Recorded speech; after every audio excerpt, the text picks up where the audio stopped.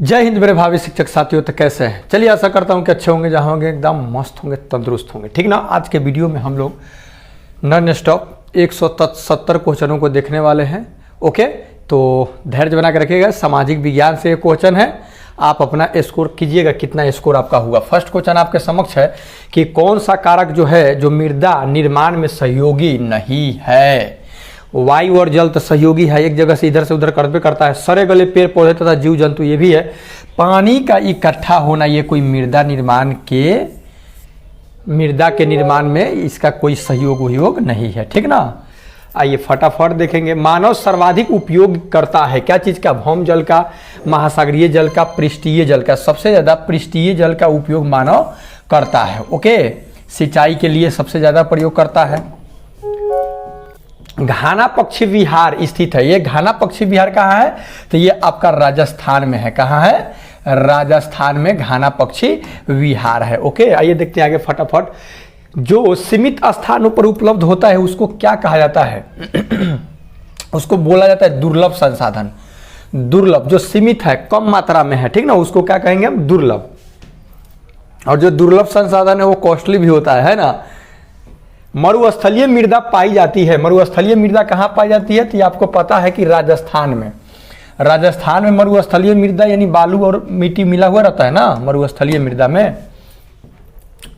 जल के प्रमुख स्रोत है 2, 4, 6 उपयुक्त में से एक से। देखिए जल की यहाँ कह रहा है कि प्रमुख स्रोत है।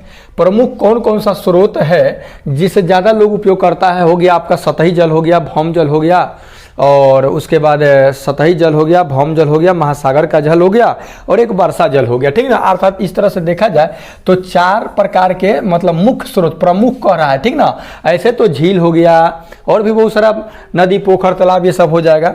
प्रत्यक्ष लाभ, लकड़ी की प्राप्ति।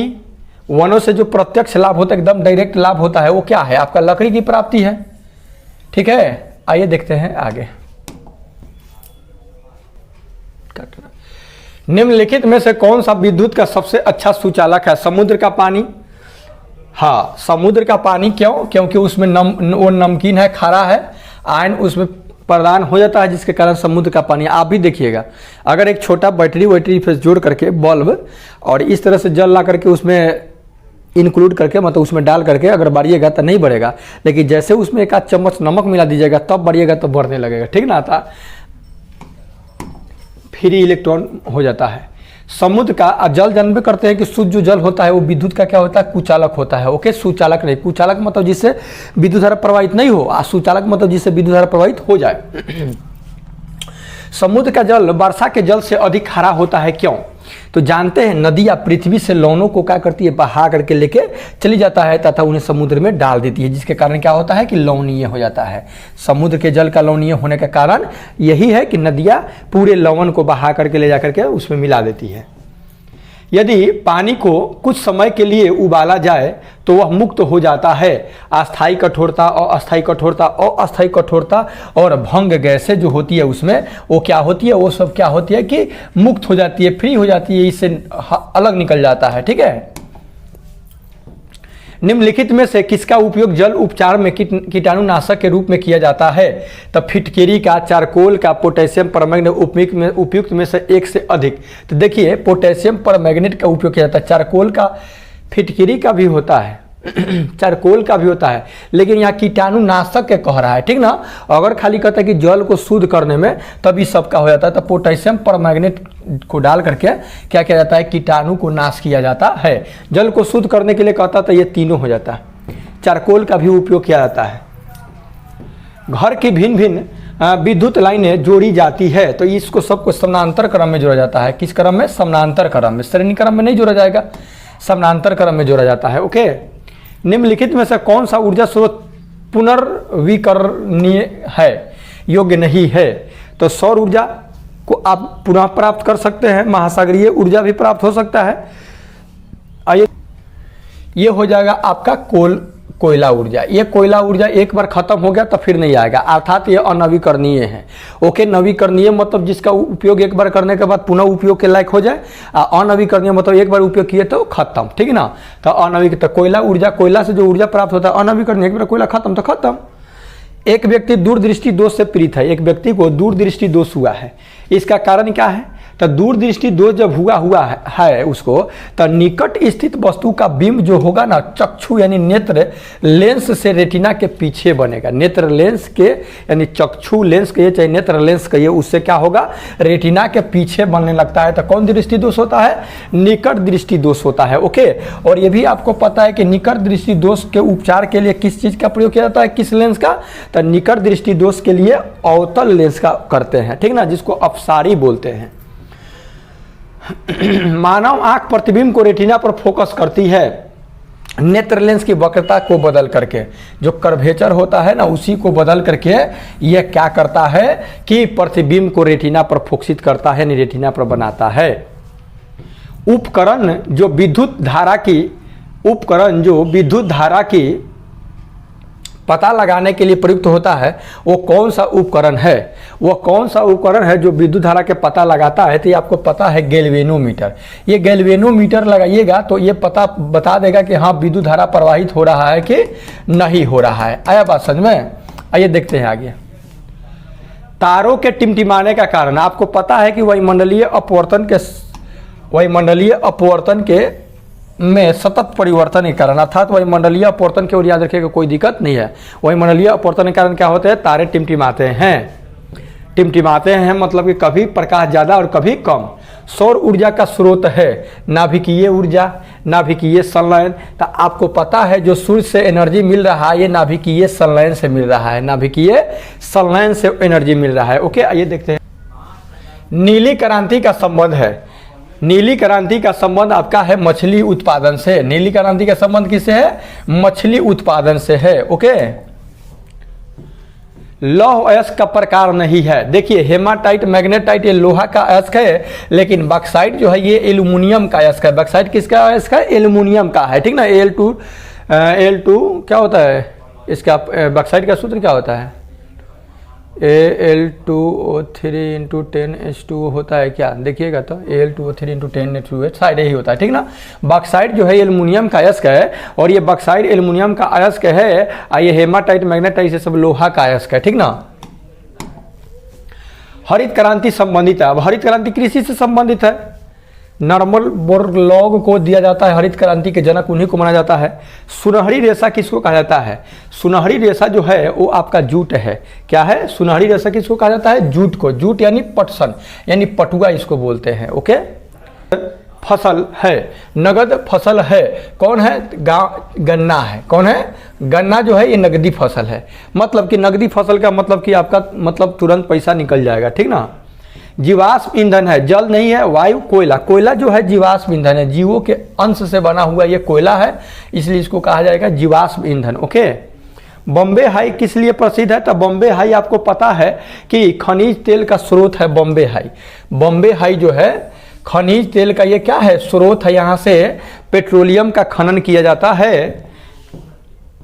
भारत के सूती वस्त्र की राजधानी किसको कहा जाता है? तो भारत की सूती वस्त्र की राजधानी आपका मुंबई के कहा जाता है। सबसे ज़्यादा सूती वस्त्र का ये फैक्ट्री वैक्ट्री जो भी है ये मुंबई में है। कलकत्ता में भी है, लेकिन मुंबई यहाँ, कलकत्ता तो है ही नहीं, इसमें सूती वस्त्र की राजधानी मुंबई को कहा जाता है। निम्नलिखित में से कौन सा वायु प्रदूषण है? देखेंगे कौन वायु प्रदूषण है।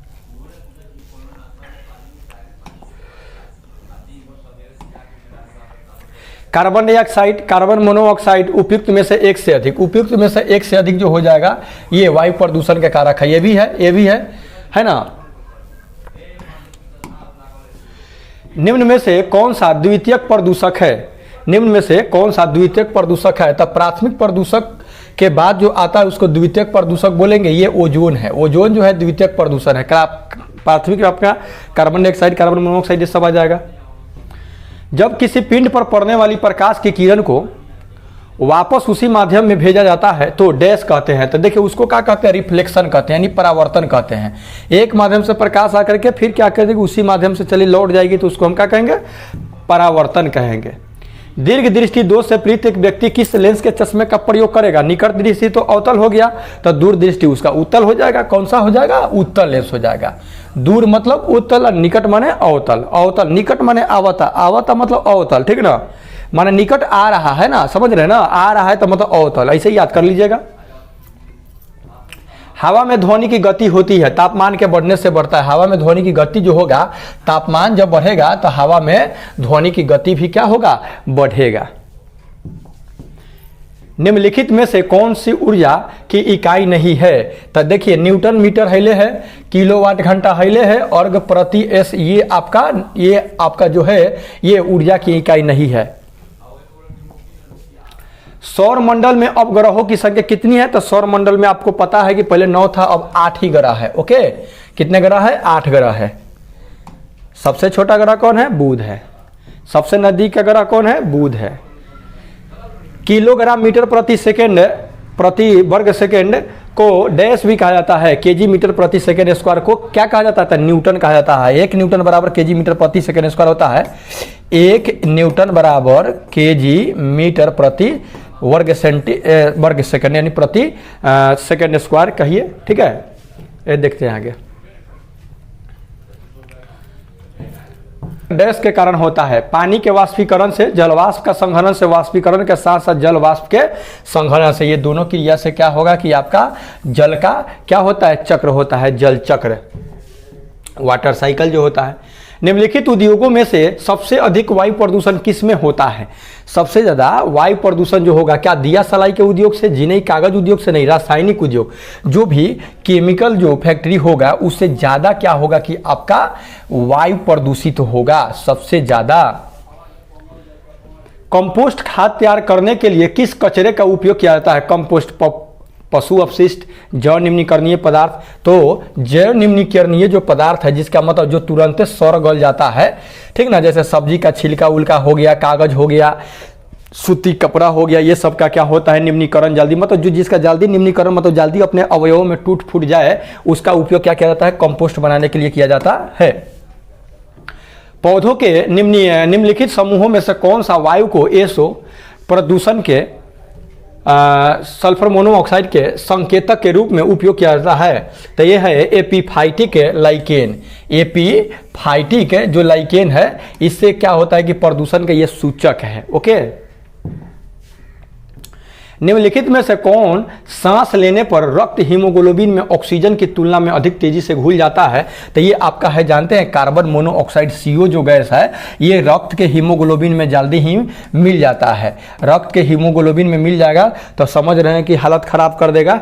इसीलिए देखते थे ना, उज्ज्वल योजना आया ना मोदी जी का, पहले चिपड़ी उपला पर लोग खाना बनाता था, अभी भी बनाता है, महंगा हो गया है। तो धुआं है, क्या है? एक प्राकृतिक घटना है, धुएं और धुंध का संयोजन है। धुएं और धुंध के संयोजन से आपका क्या बनता है? धुआं बनता है, धुएं और धुंध के संयोजन से। आइए देखते हैं आगे। शिक्षा के प्रसार के लिए विकसित उपग्रह कौन है? रोहिणी है, तो एडुसैट है। एजुकेशन, एजू से एजुकेशन, तो एडुसैट है। ठीक ना, बस इससे याद रख लीजिएगा। एडुसैट मतलब एजुकेशन से रिलेटेड है ना।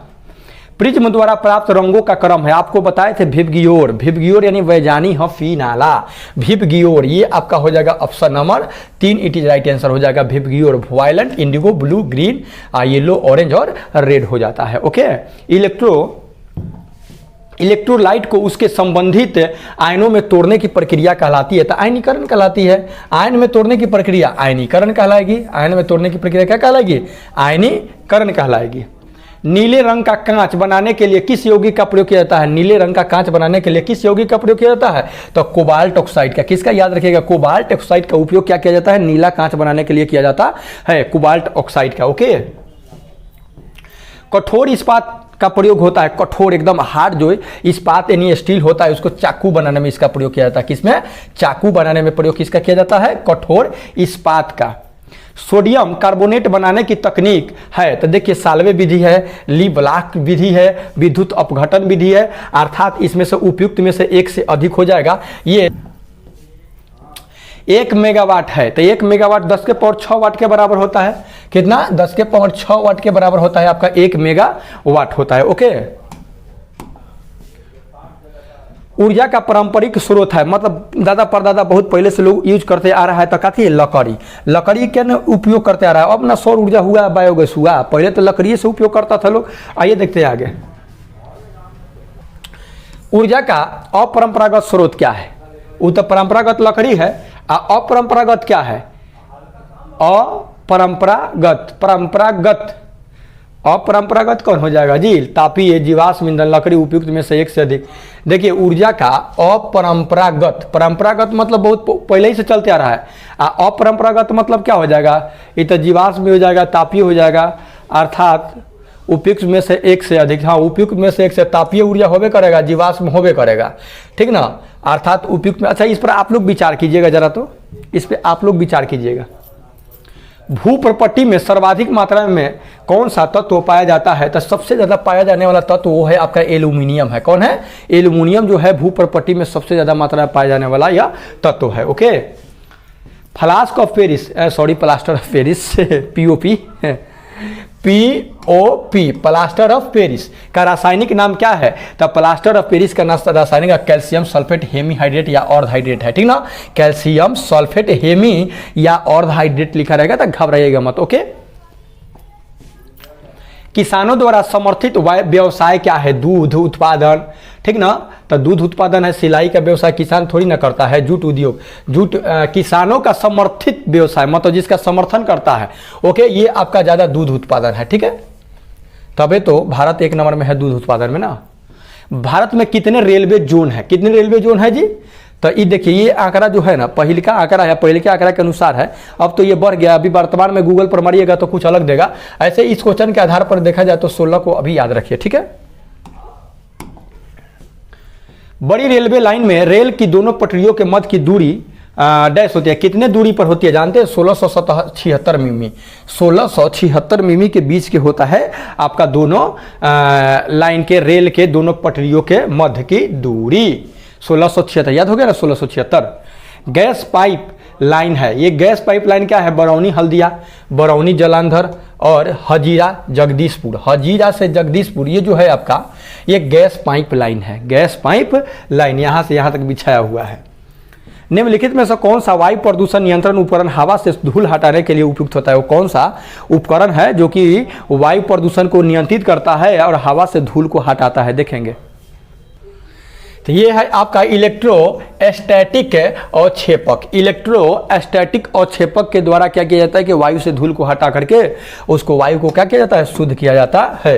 दिल्ली में आप लोग देखे होंगे, धूलकण जम जाता है तो पेड़ पर जो भी पत्ता पर मतलब धूल जम जाता है, तो वो जो पानी वाला जो होता है उससे क्या किया जाता है? पूरा धोया जाता है। तो धोया इसलिए जाता है क्योंकि छिद्र जो मुद गया है तो वो बंद हो गया है, उसको मतलब पानी पड़ेगा तो हट जाएगा, तो वाष्पोत्सर्जन क्रिया होगा, अच्छा से पेड़ पौधा अपना ऑक्सीजन देगा। भोपाल त्रासदी में गैस रिसाव कौन था? मिथाइल आइसोसाइनाइड था। कौन था जी? देखिए ये क्वेश्चन बार बार पूछता है, हर एग्जामों में दे देता है। मिथाइल आइसोसाइनाइड जो होता था, भोपाल त्रासदी जो हुआ था उसमें कौन सा गैस निकला था? Methyl isocyanide. मोरपंखी नीला रंग का पूरक रंग है। मोरपंखी नीला रंग का पूरक रंग कौन है? लाल है। नीला रंग को पूरा करने वाला जो रंग है वो लाल है, जो मोरपंखी रंग। क्षार वे पदार्थ हैं जो स्वाद में खट्टे होते हैं। जी नहीं, स्वाद में जो खट्टा होता है वो अम्ल होता है, कड़वा होता है। अम्ल को प्रभावहीन करता है। हाँ, अम्ल के प्रभाव के जो नष्ट कर देगा वही आपका क्या है? क्षार है, ठीक ना। ताप बढ़ाने पर अभिक्रिया की दर क्या होती है? तो ताप बढ़ेगा तो अभिक्रिया की दर क्या होगी? बढ़ जाएगी। क्या होगा? बढ़ जाएगी। जितना तीव्र गति से अभिक्रिया हो रहा होगा, अगर टेम्परेचर बढ़ा देंगे तो गति और क्या होगा? बढ़ जाएगा आपका। किस ताप उपचार से इस्पात सख्त हो जाता है? एकदम सख्त मतलब एकदम पूरा कठोर, तो यही बात है कठोरता, ठीक ना, सख्त हो जाता है कठोरता। विरंजक चूर्ण यानी ब्लीचिंग पाउडर का प्रयोग किया जाता है टूटी हुई हड्डियों को जोड़ने में। अच्छी बात है। आग बुझाने में, पानी को शुद्ध करने में ब्लीचिंग पाउडर का प्रयोग टूटी हुई हड्डियों को पीओपी, प्लास्टर ऑफ पेरिस से, ठीक ना, ये पानी को शुद्ध करने में आपका विरंजक चूर्ण का उपयोग किया जाता है। ब्लीचिंग पाउडर बड़ा महकता है लेकिन। ओके, कैल्शियम ऑक्साइड का सामान्य नाम है। कैल्शियम ऑक्साइड का सामान्य नाम क्या है? चूना पत्थर, बुझा हुआ चूना, चूने का पानी, उपयुक्त में से एक से अधिक, उपयुक्त में से कोई नहीं। कैल्शियम ऑक्साइड, ठीक ना, मैं कैल्शियम ऑक्साइड का ये जो इसमें तो है ही नहीं वो, ये आप लोग बताइएगा कि क्या होता है इसका, ये में हाईले नहीं है वो। मतलब उपयुक्त में से कोई नहीं। Option number 5। विद्युत धारा ले जाने वाले तार के लिए प्रयुक्त रंग कैसा है? विद्युत धारा जो लेके जाता है तो लाल रंग का होता है। क्या होता है? लाल रंग का होता है। ओके। पौधों के किस भाग में प्रकाश संश्लेषण होता है? तो आपको पता है कि पौधा के पत्तियों में प्रकाश संश्लेषण की क्रिया होती है। किसमें होती है? पत्तियों में। कीट पतंगों को भोजन के रूप में खाने वाले जंतु कहलाते हैं कीटभक्षी कहलाता है। क्या कहलाता है? कीटभक्षी। जो घटपर्णी का जो पौधा है वो कीटभक्षी पौधा है, घटपर्णी है ना, जो कि कीट को खा जाता है। सेप्टिक टैंक है। सेप्टिक टैंक क्या है भाई? तो सेप्टिक टैंक जो है एक एरोबिक संलग्न विकास उपचार है, एक एरोबिक निलंबित विकास जैविक है, एक एरोबिक निलंबित विकास उपचार प्रणाली है। ठीक है, ऑप्शन नंबर 3 एक एरोबिक निलंबित विकास क्या है? कार्य प्रणाली है। ओके। एनाएरोबिक सब्सट्रेट ग्रोथ क्या है? अंग्रेजी हमको नहीं आता है। Treatment system. पारा प्रदूषित जल में रहने वाली मछली खाने से होने वाला रोग है। पारा प्रदूषित जल में अगर मछली है, अब उस मछली को अगर सेवन कर रहे हैं तो जानते हैं आपका मीना माता रोग हो जाएगा। मीना माता ये रोग हो जाएगा, बड़ा खतरनाक रोग है मीना माता। निम्नलिखित में से कौन सा समुद्री प्रदूषण नहीं है? तेल तो है नहीं है, प्लास्टिक से भी होता है, विघटित ऑक्सीजन। अब ऑक्सीजन कैसे भाई प्रदूषण फैलाएगा? ये ऑक्सीजन से प्रदूषण फैलता है। शोर है। ये शोर क्या है भाई? तीव्र ध्वनि है, उच्च आवृत्ति की ध्वनि है, अवांछित ध्वनि है। अवांछित ध्वनि को हम शोर कहेंगे। क्या कहेंगे? शोर, हल्ला गुल्ला। अवांछित ध्वनि को क्या कहेंगे? शोर कहेंगे। शुद्ध जल का पीएच मान होता है, कई वीडियो में इस बात का रिपीट कर चुके हैं कि शुद्ध जल का पीएच मान जो होता है वो 7 होता है। क्या होता है? 7 पीएच मान। कौन दिए थे? सोरेनसन साहब दिए थे। कब दिए थे साहब? दिए थे पीएच स्केल को। पीएच मतलब पावर ऑफ हाइड्रोजन। तांबे के बर्तनों पर विद्युत लेपन के लिए किस विद्युत अपघट्य का उपयोग किया जाता है?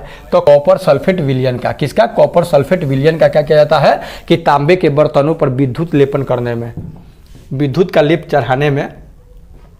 विद्युत शक्ति का एसआई यानी अंतरराष्ट्रीय इकाई डैश है। क्या है? तो वाट है। शक्ति का एसआई मात्रा क्या है? वाट है, वाट। ऊर्जा का जूल है। हमारे घरों में प्रयुक्त विद्युत धारा है, तो हमारे घरों में जो प्रयुक्त विद्युत धारा है अल्टरनेटिंग करंट होता है, यानी प्रत्यावर्ती धारा होता है। ठीक ना? अल्टरनेटिंग करंट एसी होता है, एयर कंडीशन वाला नहीं, एसी अल्टरनेटिंग करंट। मिट्टी के तेल में रखी धातु है, तो मिट्टी के तेल में रखा जाने वाला धातु कौन है? सोडियम है। क्या है भाई?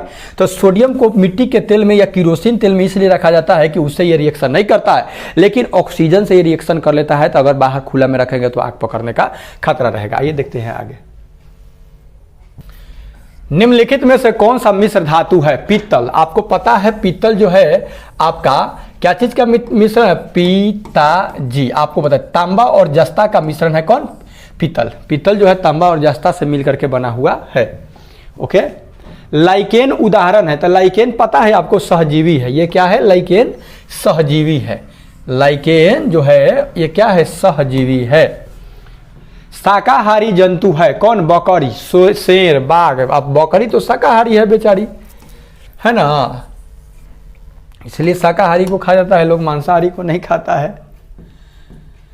प्रकाश संश्लेषण की प्रक्रिया पाई जाती है, तो प्रकाश संश्लेषण की प्रक्रिया फोटोसिंथेसिस की क्रिया पाई जाती है पौधे में, पशु में, ए और बी, ए और दू दोनों में। हे भगवान, पशु दे दिले है, पौधा में होता है। प्रकाश संश्लेषण क्रिया प्रक्रिया किस में होती है? पौधा में होता है ना।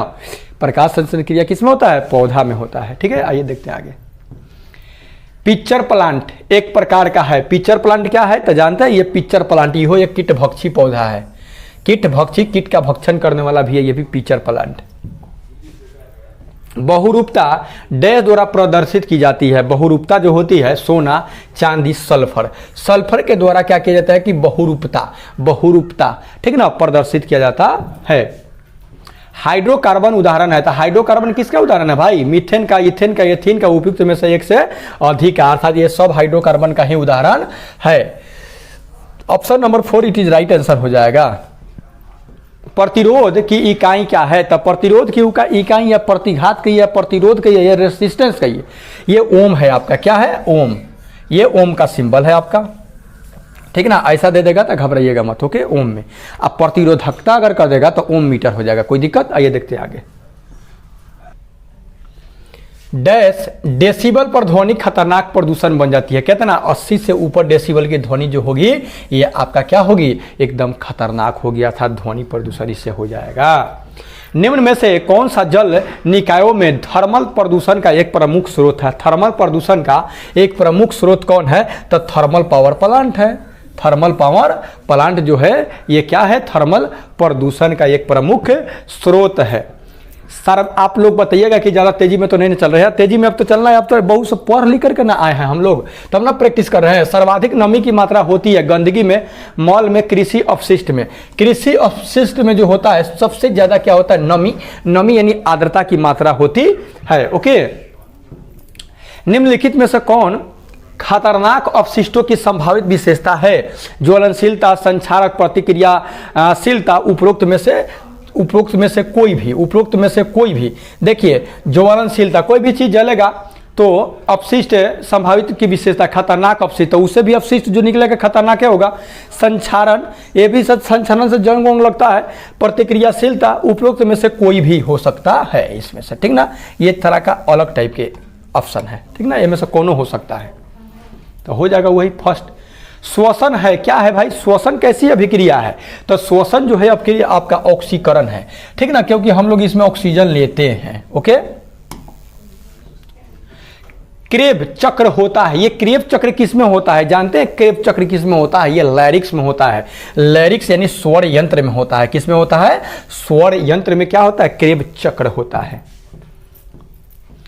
एरोबिक श्वसन, एरोबिक या एनएरोबिक होता है ना, एरोबिक अवायवीय और अवायवीय श्वसन। तो एरोबिक श्वसन के दौरान ग्लूकोज का 1 मोल ऊर्जा मुक्त करता है, कितना? 38 एटीपी। कितना? 38 ATP, adenosine triphosphate, ATP, adenosine triphosphate जो होता है 38 एटीपी ऊर्जा क्या करता है? मुक्त करता है एरोबिक श्वसन में। देखेंगे आगे। ग्लाइकोलाइसिस, ये जो ग्लाइकोलाइसिस की प्रक्रिया है, ये ग्लूकोज का अणु टूट जाता है, क्या चीज में? तब पायरुविक अम्ल में। किसमें? पायरुविक अम्ल में क्या होता है कि ग्लूकोज टूटता है। रक्त कोशिकाओं की खोज सर्वप्रथम डैश ने की थी? कौन व्यक्ति थे जो रक्त की कोशिका का खोज करने किए थे? किनको जाता है? विलियम हार्वे को जाता है। किनको? William Harvey. स्पंदन दर प्रति मिनट है। अब देखिए मानव का हृदय जो धड़कता है, तो जो स्वस्थ मनुष्य है उसका 72 बार है। कितना बार है? अब डरल है कुत्ता खेदले होगा तो वो 72 बार धड़केगा, तो 80 पार कर देगा है ना। विज्ञान की वह का जो हार्मोन के अध्ययन से संबंधित है उसको क्या कहते हैं जानते हैं?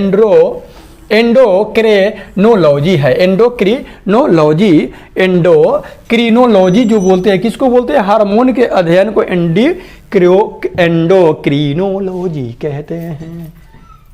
मधुमेह डैश की कमी से होता है, तो मधुमेह जो होता है आपका इंसुलिन की कमी से होता है। किससे होता है? इंसुलिन की कमी से आपका मधुमेह यानी चीनी की शुगर की बीमारी होता है, ओके।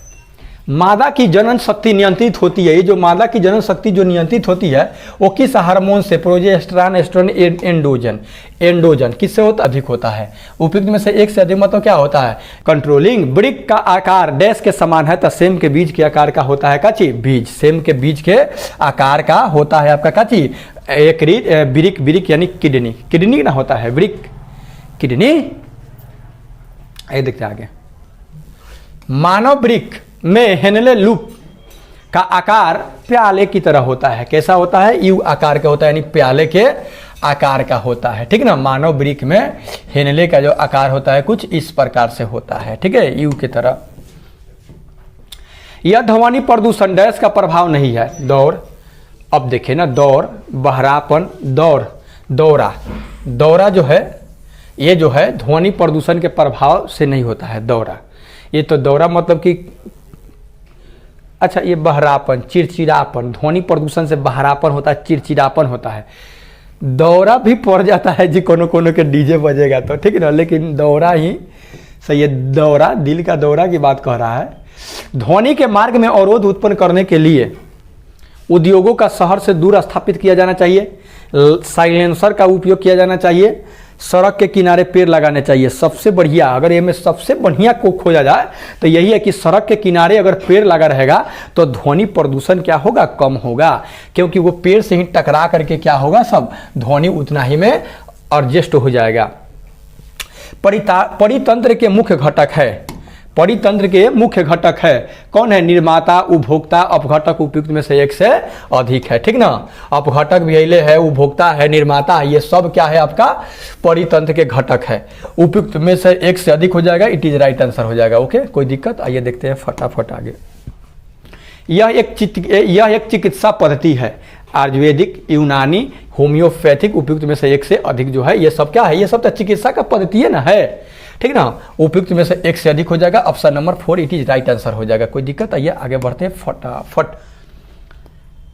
क्यूनोन, ये जो क्यूनोन जो औषधि है, देखिए क्यूनोन लिखा है, कहीं कुनैन भी लिखा रहता है तो घबराइएगा मत, ठीक ना। ये मलेरिया का है, क्या है, मलेरिया का। किससे प्राप्त किया जाता है, सिनकोना के छाल से प्राप्त किया जाता है ना। भारत में चिकित्सा विज्ञान के देवता के रूप में पूजे जाते हैं। देवता के रूप में पूजे जाने वाला व्यक्ति कौन है, धन्वंतरी है। कौन है, धन्वंतरी है। धन्वंतरी को देवता के रूप में पूजा जाता है चिकित्सा विज्ञान के। ओके, आइए देखते हैं आगे। प्रयोगशाला में बर्नर में प्रयुक्त होने वाली गैस कौन है, तो गोबर गैस है बर्नर में। श्वसन एक उदाहरण है भैया, श्वसन ये जो है ये किसका उदाहरण है, मंद दहन का। ये मंद दहन का उदाहरण आपका श्वसन है। आपको आश्चर्य होगा, नहीं पढ़े होंगे तो, ठीक ना। मंद दहन का उदाहरण क्या है आपका, श्वसन है। रेस्पायरेशन, चुनना जो सफेदी के काम में आता है, उसका रासायनिक सूत्र क्या है भाई, CaCO3 है कि CaO है, कैल्शियम ऑक्साइड है, CaO है, तो संगमरमर का सूत्र है। क्या चीज का है, संगमरमर का है।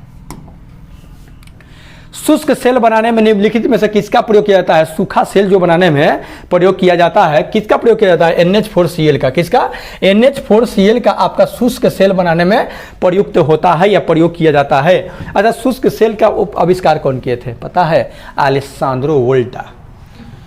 पटाखों का विस्फोट बनाने में, विस्फोटक, पटाखों का जो विस्फोटक बनाने में निम्नलिखित में से प्रयोग किया जाता है, सोडियम क्लोराइड का, सोर्रा का, सोडा का। देखिए सोर्रा का चीज का प्रयोग किया जाता है, सोर्रा का, चारकोल का, और क्या चीज का, सोर्रा, चारकोल, बारूद बनाने में, माने बारूद किसका मिश्रण है, ये सब का ना है। गर्म निकेल चूर्ण की उपस्थिति में एथिलीन और हाइड्रोजन के बीच होने वाली अभिक्रिया कहलाती है। ये क्या कहलाती है, गर्म निकेल चूर्ण की उपस्थिति में जब एथिलीन का अभिक्रिया हाइड्रोजन के बीच कराई जाती है तो जानते हैं इसको कहा जाता है युग्गज, युग्गज प्रतिक्रिया बोलते हैं, युग्गज प्रतिक्रिया इसको बोलते हैं। ओके, किसान द्वारा अपने खेत में कीड़ों आदि को नष्ट करने के लिए उपयोग किया जाने वाला पदार्थ कहलाता है, तो क्या कहलाता है, कीटनाशक कहलाता है। कीटनाशक का उपयोग करके क्या किया जाता है कि कीटों को नष्ट किया जाता है। ओके, देखेंगे आगे। उच्च स्तरीय रेडियोधर्मी कचरे का प्रबंधन निम्नलिखित में से किस तरीका से किया जा सकता है, तो जानते हैं सीलबंद कंटेनरों में डोपिंग करके, सीलबंद कंटेनर जो होगा उसमें डोपिंग करके क्या कर सकते हैं, उच्च स्तरीय जो रेडियोधर्मी कचरा है उसको क्या किया जा सकता है, निपटारा किया जा सकता है। विद्युत धारा को एक उपकरण से मापा जाता है, यह धारा मापने का यंत्र है जिसे कहते हैं अमीटर कहते हैं। क्या कहते हैं, अमीटर। अकाथी में मापता है, एम्पियर में मापता है। अमीटर क्या करता है, धारा मापता है। ओके, और धारा का पता लगाने के लिए किसका प्रयोग करते हैं हम, तब गैल्वेनोमीटर का करते हैं। साबुन का सामान्य सूत्र है RCOONA, RCOONA। ये क्या है, साबुन का सामान्य सूत्र है, ठीक ना, RCOONA। किसके हृदय में सर्वाधिक कक्ष पाए जाते हैं, किसके हृदय में, तो ये कॉकरोच जो होता है ना, तिलचट्टा, इसके हृदय में सर्वाधिक क्या होता है, कक्ष पाए जाते हैं। मनुष्य में तो 4 चैम्बर होता है, मेढक में कितने होते हैं, 2 चैम्बर के 3 चैम्बर, बताइएगा। सर्वदाता रक्त का समूह है जो सभी को दे सकता है रक्त, वो है आपका ब्लड ग्रुप O है। और सर्वराही की बात कहा जाए तो AB है, जो सभी से ले सकता है, ये सभी को दे सकता है। सार्वभौम स्वीकारता रक्त समूह है, सार्वभौम जो स्वीकार, आगे बढ़ गए थे। मानव हृदय में कक्षों की संख्या कितनी है, मानव हृदय में कक्ष की कितनी संख्या, 4 है, 4 चैम्बर पाया जाता है। ओके, आइए देखते हैं आगे। कमेंट के भले। निकट दृष्टि दोष है जिसको मायोपिया बोला जाता है, को ठीक करने के लिए लेंस का उपयोग किया जाता है। देखिए उसी रिपीट हो गया क्या? अच्छा कोई दिक्कत नहीं है, अवतल हो जाएगा। बताए थे कि निकट माने आ रहा है, निकट आ रहा है, आ रहा है माने अवतल, निकट माने आवता, निकट दृष्टि दोष का उपचार करेंगे। देखिए निकट दृष्टि, अब ये निकट दृष्टि दोष ना देखिए आपको मायोपिया दे दे तब तो ये अंग्रेजी मीडियम वालों के लिए तो बल्ले बल्ले है, हिंदी मीडियम वाला गड़बड़ा जाइएगा, इसलिए दोनों को याद रखिएगा। 120 क्वेश्चन नंबर। एक स्वस्थ मनुष्य की स्पष्ट छवि के लिए माने स्पष्ट देखने के लिए स्पष्ट दृष्टि की न्यूनतम दूरी कितनी होनी चाहिए? तो 2/5 25 सेंटीमीटर। कितना होना चाहिए? 25 सेंटीमीटर की दूरी पर रहेगा तो स्पष्ट दिखाई देगा। ऐसे दूर बिंदु अनंत है, इसको बोलेगा कि निकट बिंदु कितना है तो 25 सेंटीमीटर, दूर बिंदु कितना है तो अनंत है। कोई दिक्कत? आइए आगे देखते हैं जहां तक आपका आंख देख सके।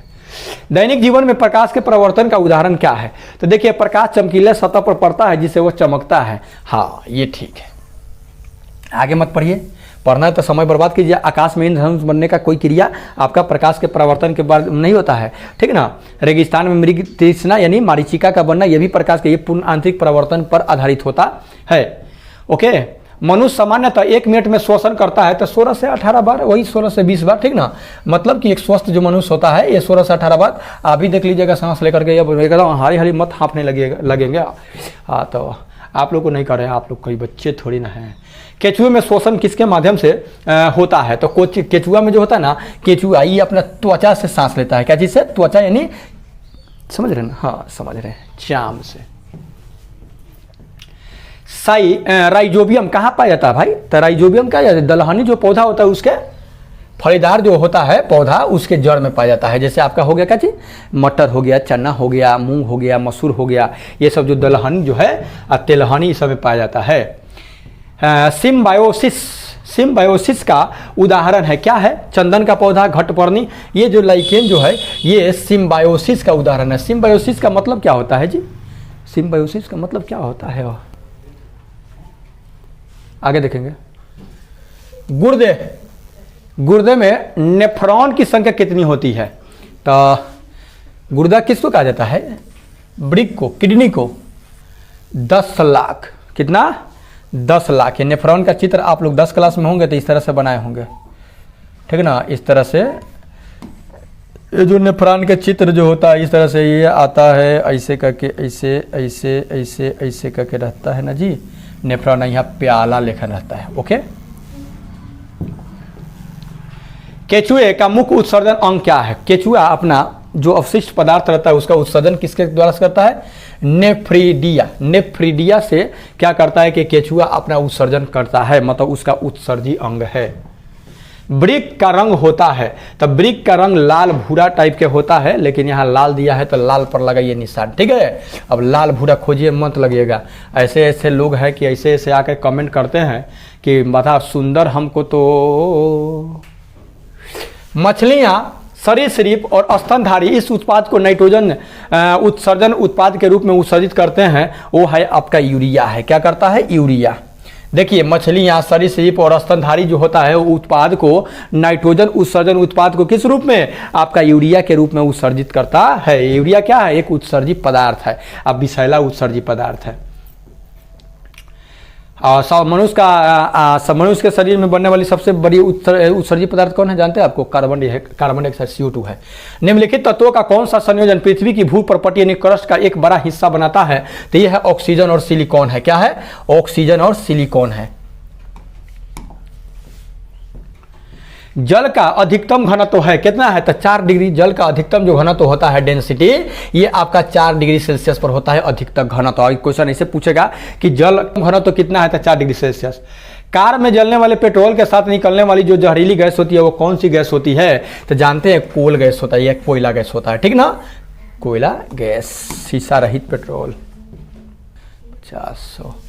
किसी ज्वलनशील पदार्थ, ज्वलनशील मतलब कि जो जलता है, ठीक ना, जो जले पदार्थ में कौन सा भाग दीप्त क्षेत्र कहलाता है? तो देखिए मध्य का जो क्षेत्र होता है ना, मध्य भाग का, जैसे मोमबत्ती में 3 गो क्षेत्र होता है ना, तो उसमें जो मध्य जो क्षेत्र होता है वही क्या होता है? ज्वलनशील होता है। निम्नलिखित में से कौन जीवन में ऊर्जा का मुख्य स्रोत है? वसा, प्रोटीन, कार्बोहाइड्रेट। कार्बोहाइड्रेट जो है इससे क्या होता है? एनर्जी मिलता है। एनर्जी मिलता है। कार्बोहाइड्रेट से क्या मिलता है हमको? एनर्जी यानी ऊर्जा मिलता है। कृत्रिम रेशम है, तो कृत्रिम रेशम जो है वो रेयान है। रेयान जो है ये कृत्रिम रेशम है। क्या है? नाइलॉन 6 नाइलॉन 6 कृत्रिम रेशम, रेशम की बात कर रहा है, ठीक ना। ये तो नाइलॉन है, ये सभी कृत्रिम है, आर्टिफिशियल बनाया हुआ है। निम्नलिखित में से कौन सा एक एनाल्जेसिक का प्रतिनिधित्व करता है? प्रतिनिधित्व करने वाला कौन है? तो क्विनोन है। एनाल्जेसिक का प्रतिनिधित्व करने वाला कौन है? क्विनोन। ब्लीचिंग पाउडर का आणविक सूत्र क्या है? तो CaOCl Cl, CaOCl Cl या CaOCl2 कहिए, ठीक ना। CaOCl Cl, ठीक ना। तो घबराइएगा मत, ये भी दे सकता है, Cl2 करके देख सकता है। ओके, संगमरमर का आइएगा, संगमरमर का रासायनिक सूत्र क्या है? तो संगमरमर का रासायनिक सूत्र क्या है? उपयुक्त में से एक से अधिक, उपयुक्त में से कोई नहीं, उपयुक्त में से कोई नहीं, कौनो हिले नहीं है। CaCO3 होता है संगमरमर का सूत्र, ये कथी दे दिया है। ब्लू विट्रियाल का रासायनिक नाम क्या है? ब्लू विट्रियाल का, ये में हिले नहीं है। अच्छा बताइएगा आप लोग, ब्लू विट्रियाल का रासायनिक नाम क्या है? ये थोड़ा नया क्वेश्चन अजीब टाइप का है। एरोबिक श्वसन के अंतिम उत्पाद क्या है? देखिए, एरोबिक श्वसन का अंतिम उत्पाद क्या बनता है? एरोबिक श्वसन में अंतिम उत्पाद अपना CO2 बनता है और पानी, कार्बन डाइऑक्साइड और पानी, जल बनता है, ठीक ना। कार्बन डाइऑक्साइड और जल बनता है। ओके, आइए देखते हैं आगे। किस प्रदूषक गैस की अधिकता से फेफड़ों के कैंसर का खतरा बढ़ जाता है? कौन सा? तो जानते हैं, नाइट्रोजन ऑक्साइड से। ये नाइट्रोजन ऑक्साइड से आपका क्या होगा? NO2 से आपका फेफड़ा का कैंसर बढ़ जाएगा। फेफड़ा का कैंसर किससे बनेगा? बढ़ेगा नाइट्रोजन ऑक्साइड से। एक आधु कहीं गलती उल्टी हो सकता है, बहुत सारा क्वेश्चन है। ओके, तो आप लोग उसको मतलब कि 100 मतलब नंबर के साथ आप कमेंट कीजिएगा, उस पर विचार किया जाएगा, ठीक है। लग रहा है आपको कि नहीं ये ऐसा गलती है, ये इस तरह से होना चाहिए। तो निम्नलिखित में से कौन सा वायु प्रदूषण संबंधित नहीं है? सस्ते ईंधन का प्रयोग से बचना, ये तो है नहीं है भाई। धुएं से बचना। कौन सा वायु प्रदूषण से संबंधित नहीं है? रासायनिक उर्वरकों का प्रयोग न करना। अब रासायनिक उर्वरक का प्रयोग करने से या न करने से ये वायु प्रदूषण की कोई बात ही नहीं आ रहा है। इसका आएगा मिट्टी प्रदूषण, ठीक ना। उर्वरक का प्रयोग करेंगे तो। वर्षा जल संचयन है, जमीन के नीचे वर्षा जल का संग्रह करना वर्षा जल संचयन है। ये वर्षा जल का संग्रह बहुत जरूरी है भाई, नहीं तो भौम जल जो होता है ना, उसका स्तर जब नीचे चल जाएगा ना, तो पानी की किल्लत हो जाएगा। निम्नलिखित में से एक कारण मृदा प्रदूषण का नहीं है। मृदा प्रदूषण, रेडियोधर्मी प्रदूषण तो है नहीं है। रासायनिक प्रदूषण है। भूकंप और ज्वालामुखी, ये कोई भूकंप और ज्वालामुखी से ये आपका समझ लीजिए कि मिट्टी का प्रदूषण नहीं होगा, ठीक है। ये तो कवच है ज्वालामुखी पृथ्वी का। ध्वनि की इकाई क्या है? तो डेसिबल है। ध्वनि को किस में मापा जाता है? डेसिबल में। अभी आया था क्वेश्चन कि 80 डेसिबल से आगे ध्वनि खतरनाक है। जल प्रदूषण का कारण क्या है? तो डिटर्जेंट, पेंट, कीटाणुनाशी उपयुक्त में से एक से अधिक हो जाएगा। आपका क्या होगा? डिटर्जेंट के प्रयोग से भी मतलब जल प्रदूषित हो जाएगा, पेंट से भी होता है और कीटाणुनाशी से तो होबे करता है इसका। तो ओजोन परत वायुमंडल में कहाँ पाई जाती है? तो आपको पता है कि ओजोन मंडल जो है समताप मंडल में, ओजोन परत समताप मंडल में पाया जाता है। आप लोग इसको कमेंट कर सकते हैं क्या कि कितना से कितना किलोमीटर की दूरी में है। आइए देखते हैं आगे। ऊर्जा का अनवीकरणीय स्रोत क्या है? सौर ऊर्जा तो नवीकरणीय है, जल विद्युत नवीकरणीय है, कोयला जो है आपका अनवीकरणीय है। अनवीकरणीय फिर नहीं आएगा, ये एक बार खत्म हो जाएगा था। ग्रीन हाउस गैस कौन है? तो इसमें पता है आपको ग्रीन हाउस गैस कौन कौन है? तो CO2, कार्बन डाइऑक्साइड जो है ये ग्रीन हाउस गैस है, यह सबसे ज्यादा ग्रीन हाउस गैस है। ये देखते हैं आगे। विश्व पर्यावरण दिवस कब मनाया जाता है? तब 5 जून को। हर सेट में आ जाता है यह। 5 जून को विश्व पर्यावरण दिवस मनाया जाता है। चिपको आंदोलन संबंधित है। ये चिपको आंदोलन किससे संबंधित है? जल संरक्षण से, वायु संरक्षण से, वन संरक्षण से। तो वन संरक्षण से। क्या चीज से? वन संरक्षण से। वनों को काटने से बचाने के लिए लोग इससे क्या करता था? चिपक जाता था। अमृता बिश्नोई ने चलाई थी जी। वन जीव संरक्षण अधिनियम कब बनाया गया था? तो 1972 ईस्वी में वन जीव संरक्षण अधिनियम बनाया गया था। ये कानून 1972 में बना था वन जीव को संरक्षण करने के लिए, बचाने के लिए। अम्ल वर्षा का कारण क्या है? ये जो अम्ल एसिड रेन जो होता है, इसका कारण क्या है? जल प्रदूषण, वायु प्रदूषण। तो वायु प्रदूषण, जब हवा प्रदूषित हो जाती है तो वही क्या होती है कि एसिड रेन के रूप में इस पृथ्वी पर गिरती है। सबसे ज़्यादा एसिड कहाँ होता है? नॉर्वे में। कहाँ होता है? नॉर्वे में। एक वीडियो में यूएसए लिखा, यूएसए आगे मतलब मिस्टेक से हो गया था, नॉर्वे में सबसे ज़्यादा। ध्वनि प्रदूषण में बदल जाती है यदि उसका स्तर क्या होता, अभी बताए थे 80 डेसिबल से जब अधिक हो जाएगा तो वह ध्वनि नहीं रहेगा, ध्वनि प्रदूषण हो जाएगा, प्रदूषित हो जाएगा वो। इनमें से कौन सा एक वन उत्पाद से प्राप्त नहीं किया जा सकता? किसको? कागज को तो वन से निकलता है, फर्नीचर अर्थात प्लास्टिक। प्लास्टिक का वन उत्पाद नहीं है, वन से नहीं प्राप्त किया जाता है प्लास्टिक, है ना। आइए देखते हैं आगे। किसानों के लिए लाभकारी है। क्या है भाई? केचुआ किसान का मित्र है। क्यों? तो मिट्टी की उर्वरता को भी बढ़ाता है, अच्छी बात है। मिट्टी में ह्यूमस को भी बढ़ाता है, होल कर देता है तो उसमें नाइट्रोजन की मात्रा बढ़ता है ना। मिट्टी की रंध्री बनाता है, रंध्र बना देता है। उपयुक्त में से एक से अधिक मतलब, उपयुक्त में से एक से अधिक मतलब कि तीनों सही है, इसलिए तो मित्र है ना केचुआ। जल प्रदूषण से उत्पन्न होने वाली बीमारी कौन है? तो मलेरिया, मधुमेह, पीलिया। ये जो पीलिया जो रोग है ना, जॉन्डिस, ये आपका जल प्रदूषण से होता है। वायुमंडल में CO2 की प्रतिशत मात्रा कितनी है? वायुमंडल में CO2 की प्रतिशत मात्रा कितना है? 0.03%। ऑक्सीजन कितना है? 20.99%, यानी आप रख सकते हैं 21%। 78% आपका नाइट्रोजन है, सबसे ज्यादा नाइट्रोजन है। रोक दीजिए। WWF इसका किस क्षेत्र में कार्य करता है? तो ये संरक्षण है। ये क्षेत्र किससे कार्य करता है? वन जीव संरक्षण से। एलपीजी में, एलपीजी यानी लिक्विफाइड पेट्रोलियम गैस में पाई जाने वाले मुख्य गैस कौन है? तो ये है आपका ब्यूटेन है। क्या है? ब्यूटेन जो है CH4 जो है, ये आपका C4H10 सॉरी, ये जो है आपका एलपीजी का मुख्य घटक है। उसमें शुद्ध जल का पीएच मान कितना होता है? फिर आ गया, डबल बार रिपीट हो गया। 7.7 दे दिया था आपको, 7.0, तो बात तो एक है, 7.0 जगह, यानी ऑप्शन नंबर 3। सूखी बर्फ कहा जाता है। तो सूखी बर्फ किसको कहा जाता है? तो सूखा जो बर्फ है वो आपका ठोस कार्बन डाइऑक्साइड है। किधर है? ठोस कार्बन डाइऑक्साइड को आपका सूखा बर्फ कहा जाता है। कोशिका का पावर हाउस किसे कहा जाता है? तो आपको पता है, तो ऊर्जा का पावर हाउस किसको कहा जाता है? माइटोकॉन्ड्रिया कहा जाता है। Option number A it is right answer हो जाएगा। माइटोकॉन्ड्रिया को क्या कहते हैं? पावर हाउस कहते हैं, ऊर्जागिरी। नाइट्रोजन स्थिरीकरण करने वाले जीवाणु का नाम क्या है? तो राइजोबियम नामक जीवाणु हो। कौन है? राइजोबियम नामक जीवाणु क्या करता है? नाइट्रोजन का स्थिरीकरण करता है। ओके, 170 क्वेश्चनों को हम लोग देखने वाले हैं, घबराइए मत, वीडियो छोड़ के भागिए मत। मलेरिया का कवक प्लाज्मोडियम वायरस। तो ये प्लाज्मोडियम, मलेरिया क्या है था भाई? प्लाज्मोडियम, मलेरिया का कारण प्लाज्मोडियम है, सॉरी। वायुमंडल में O2 की प्रतिशत मात्रा है 21%। कितना है? 21%। अब जिनको याद होगा कहेगा इतना इजी क्वेश्चन पूछेगा। अरे भैया याद है तब ना इजी लग रहा है, जो याद नहीं है उसके लिए पूछिए ना कितना भारी है। क लिखने के लिए जब आदमी सीखता था तब कितना लोड चूता था।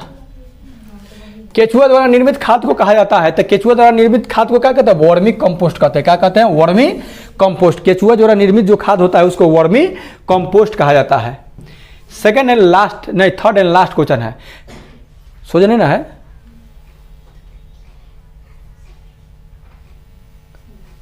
निम्नलिखित में से किस रोग का कारण जल प्रदूषण होता है?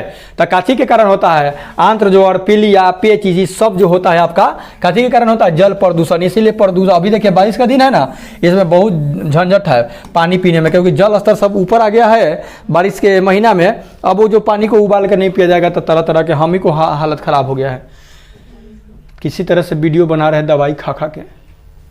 किस गैस ने भोपाल गैस त्रासदी? फिर आ गया मिथाइल आइसोसाइनाइड आ गया, MISC, मिथाइल आइसोसाइनाइड, ठीक ना। इसी गैस के रिसाव से जो भोपाल त्रासदी हुआ था। लास्ट क्वेश्चन देखेंगे, उसके बाद फिर आपको लेकर के आएंगे। टोटल 300 क्वेश्चनों का करवाने वाले हैं, और समझ 300 क्वेश्चन कर दे रहे ना, तो हम तो करें, समझ लीजिए। प्रमुख ग्रीन हाउस गैस कौन है? तो ग्रीन हाउस गैस फेरा गया, ये रिपीट हो गया, CO2 कार्बन डाइऑक्साइड है। ओके, तो ये था आपका टोटल 170 क्वेश्चन। अगर मान लीजिए कहीं हमसे त्रुटि हुआ है तो बेझिझक आप कमेंट बॉक्स में आकर के कमेंट कर सकते हैं, कोई दिक्कत नहीं है क्वेश्चन के साथ, उस पर एक बार विचार किया जाएगा। मिलते हैं नेक्स्ट वीडियो, तब तक इजाजत, take care and good bye. और वीडियो अच्छा लगे तो कम से कम वीडियो को शेयर वेयर कीजिए ना।